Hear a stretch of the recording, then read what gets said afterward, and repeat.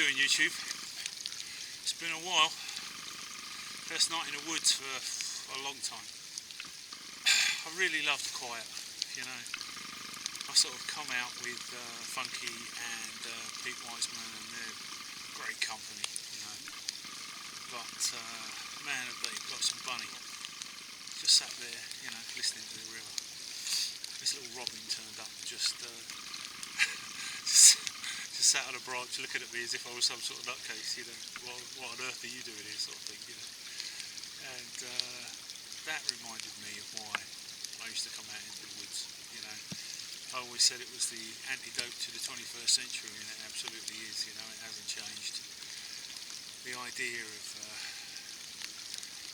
living a simple life. I mean, if you look at my basher, I've literally just put a basher up, ground sheet, DOS bag, got a sleeping pad, all inside my bivvy bag, Bergen's hung on a tree.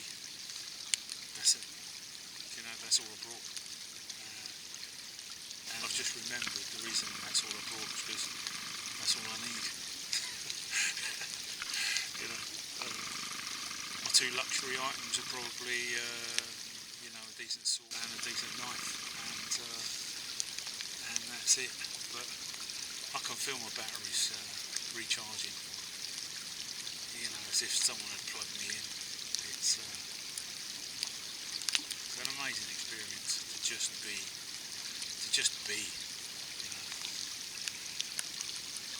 Anyway, just grabbed myself some water in my Millbank bag. Don't really need to cook it off, you know, I'm only here for 24 hours, so I've just got a couple of clacky bars in my pocket, and got a snack in my Bergen, and that'll do me, mate, until we move out in the morning, you know. So absolutely loving it. It's all coming back as to why I spent so much time here, and thanks for sharing it with me.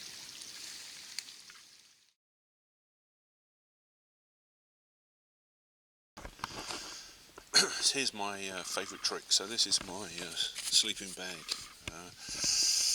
carrier compression sack, and that's been my pillow overnight. First thing inside it, of course, is my nice warm jacket for the morning. Let's get that on. Okay, next thing, so in the pocket of my jacket I've got this little kind of neoprene hat and my gloves. This is a brilliant little upgrade, so I'm wearing the 511 kind of woolen fleece hat, but first thing in the morning, this little thing underneath your hat, instant upgrade. I'll show you what it looks like. So this is my 511 woolen hat. My hat and my gloves within the pocket of my warm jacket first thing in the morning. Like I say, I got this from a cycling shop. It's just a kind of, you know, neoprene almost hat, but instant upgrade on your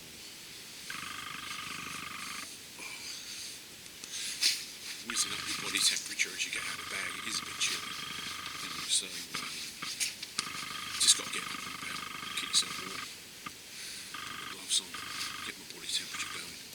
Now I'm starting to get up, about, ready to go. That's a lovely little trick. When it gets, when I warm up, I just take it off and put it back in my pocket.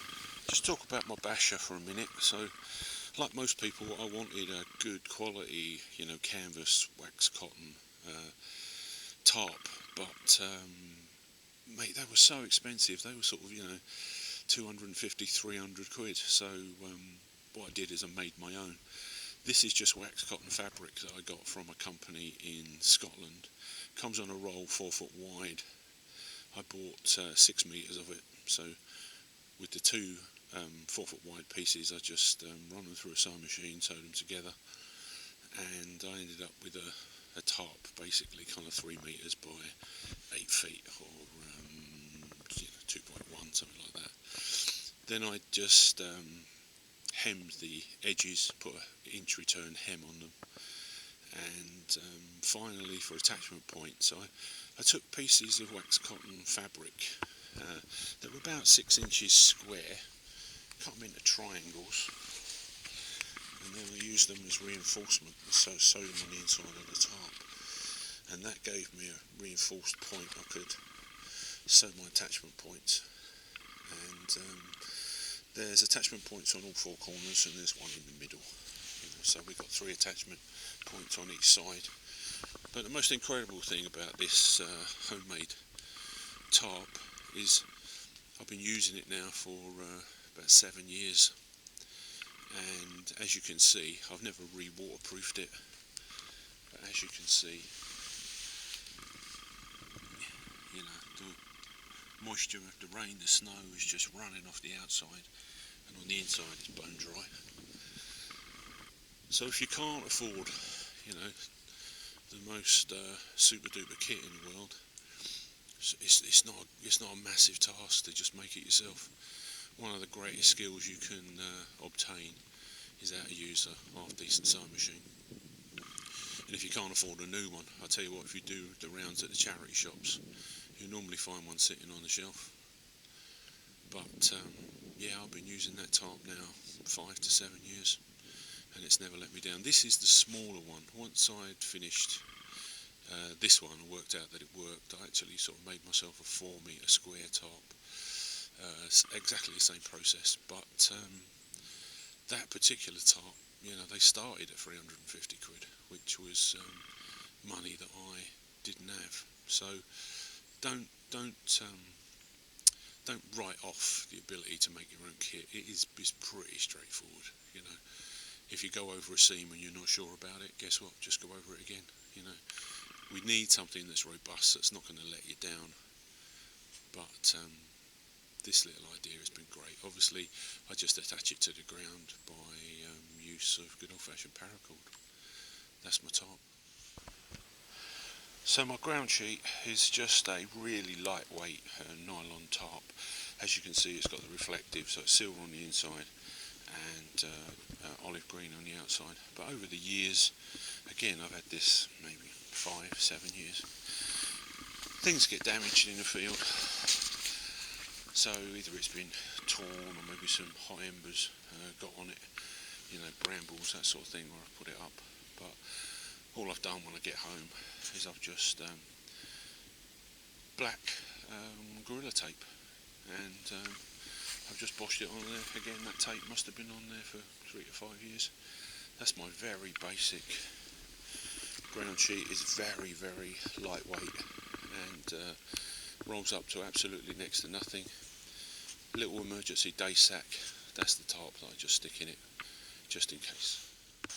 Okay, so the next thing in Roach's kind of sleep system is a Gore-Tex bivvy bag, and again, you know, like most people, I just didn't have, you know, 100 quid to spend on a bivvy bag.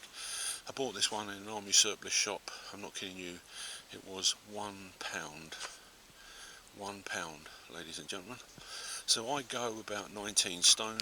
I'm a big guy, 6'2", and I found getting into the bag really difficult because it was so narrow. So again, what I did is I cut the bag straight down the middle.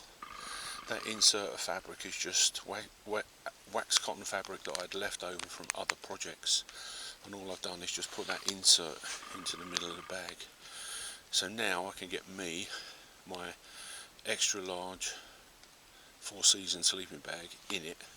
In the middle of the night, I've got room to roll over. I've got room to kind of move about. I'm not being, you know, constrained. And again, you know, I've probably been using that for at least 7 years. If you trawl back through my videos, you'll see me using this on a fairly regular basis. My point about all this is you don't have to spend thousands and thousands of pounds. I mean, equipment has come on over the last decade incredibly. You know, the new materials, you know, better heat retention, blah blah blah. But if you just want to get started, get out in the woods and do a bit, you can kit yourself out for a little money if you're prepared to just upgrade your kit that you lay your hands on.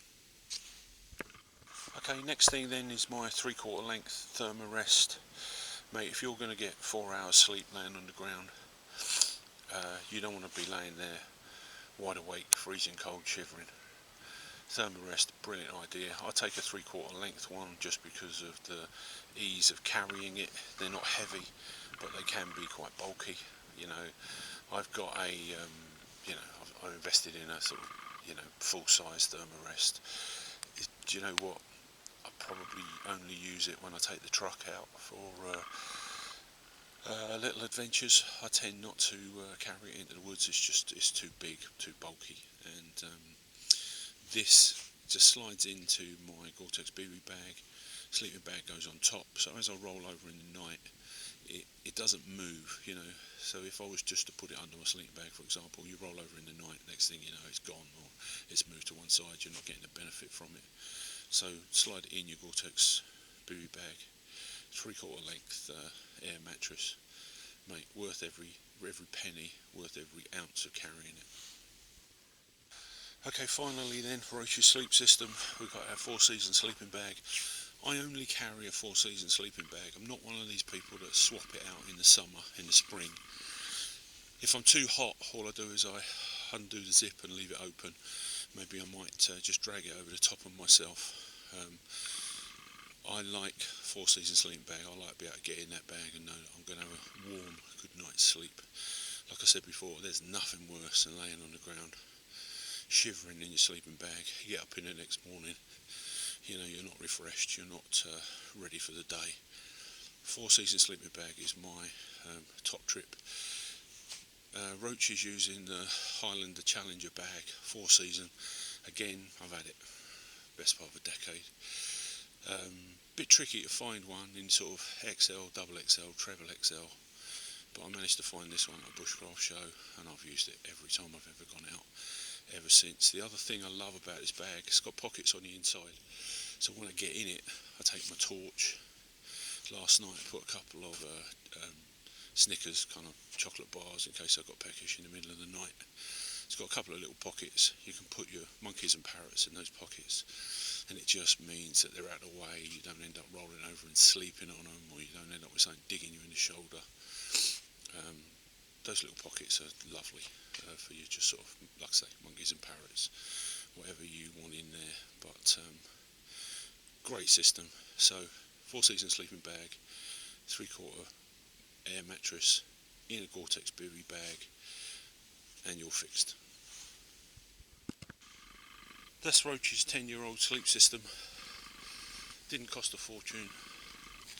Mate, you couldn't be super comfy for one night in the woods in that system. Even if you didn't have a tarp, you've got to get up rested, warm, vitalised and ready to go. While I've got you, a couple of bits that I carry for a bit of camouflage and concealment. Maybe we're doing stealth camping. I've got a individual cam net there. Cam net's about 8 or 9 foot square. It goes in that little kind of bag, and a good scarf. So obviously, if you get cold, you can use it as a scarf. You can use it as a face shield. You can use it as a hat. Brings up your body temperature. You can use it as a sling. You can use it as a washing, cleaning up cloth to do your admin. Hang it up, dries really quick. But these are more for me a little sort of concealment kit, if you like. I spent 17 years in the army, as a lot of people know.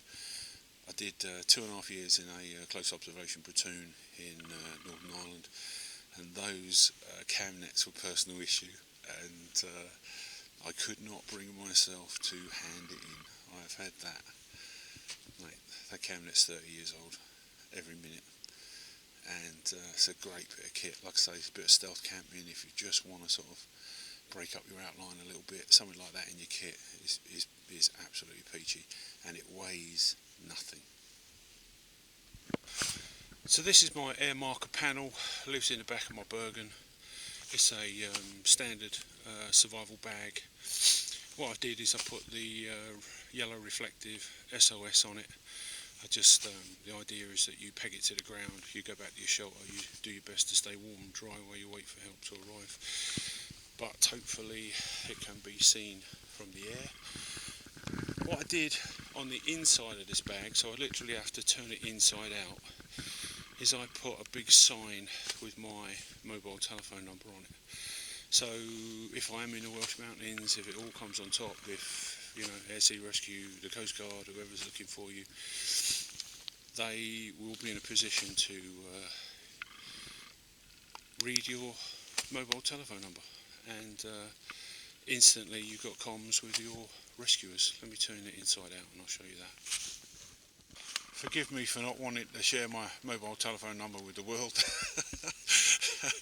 Basic survival bag, the instructions are on the outside. So if it's pissing with rain, if there's a really strong wind, wind chill, you can climb in this.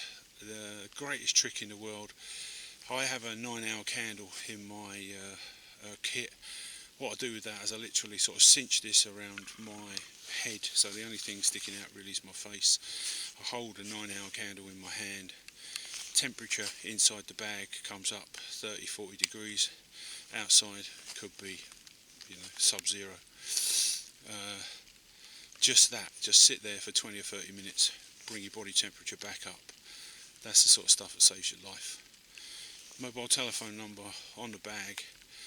You know, any of the Coast Guard, Air Sea Rescue, any people like that, worst they're going to have binos. Police helicopters, they'll have heli-telly, they'll zoom that telephone number up, mate. Suddenly, if your mobile's working, you've got comms with the people that are going to rescue you. You know, if you've got any specific medical requirements, if there are other people in your team that are somewhere else, yada yada yada, instantly you've got comms. Mobile telephone number on the inside of the bag. Getting down to the last couple of bits in my Bergen then, this is my Bergen Liner, and it's massive. It's about 120-140 litres, something like that. I'll explain the reason why I got something so big in a bit. Two bags you see there, one is my admin pouch, that's got my sewing kit, 9-hour candle, spare cordage, all that sort of stuff that, you know, it's going to be really good to have if you know, rip, tear, damage something in the field, or it's resupply for what I would normally carry elsewhere. The towel is my kind of admin washing shaving kit. That keeps me in good condition in the field. So that's my soap, my boot polish, my toothpaste, foot powder, all that sort of stuff with a towel. It's pretty funky, it's a little modification, so I'll show you that. Let's get these bits out for you. Okay, washing shaving kit in the field, so left to right we've got a bar of soap, nail clippers, shaving mirror.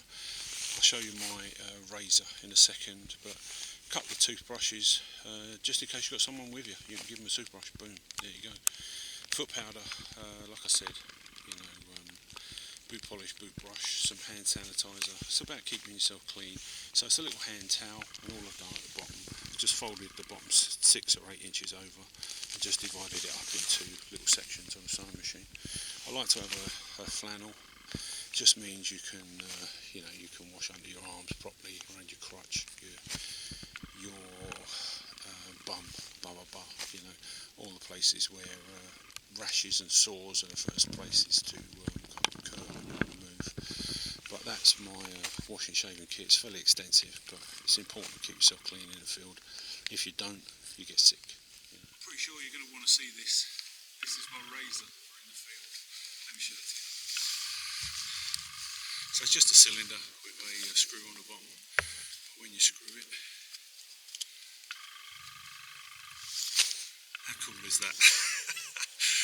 I couldn't resist it. And obviously there's a spare blade for it in my washing and shaving kit. I've always sworn by this over the years, so this is just a really cheap little torch that goes on the draw cord of my Bergen. So the worst possible happens that you are the casualty, maybe your team or people you're with want to go into your kit, get your sleeping bag, get you some dry clothes, whatever it is. They're not going to know where everything is. I guarantee it's going to be pissing with rain and pitch dark. They can't open this Bergen without finding that torch. When they find that torch, they can see exactly what's in your pack and where you've put it.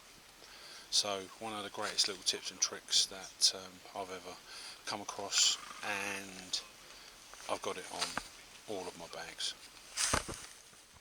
I guess the last fundamentals that we're taking out in the field are tools. You know, I remember talking to Dave Canterbury, and Dave had this no more than 5 tools thing. So some people carry a Leatherman, some people carry a pocket knife, bushcraft, sheathcraft knife, you know, decent cutting tool, and the silky big boy saw on the right, which is absolutely worth its weight in gold. That little black rod cylinder is an additional wood cutting saw. It all kind of assembles, but it comes with 1 blade, but I actually laid my hands on a couple of spare blades, so it's got 3 blades within it. So a substantial tool for the woods, you know, going long term. The thing about that particular tool and why I put the extra blades in it is because it stops it rattling. So now it doesn't make a sound. My favourite EDC pocket knife is the Spyderco Tenacious. That's the second one.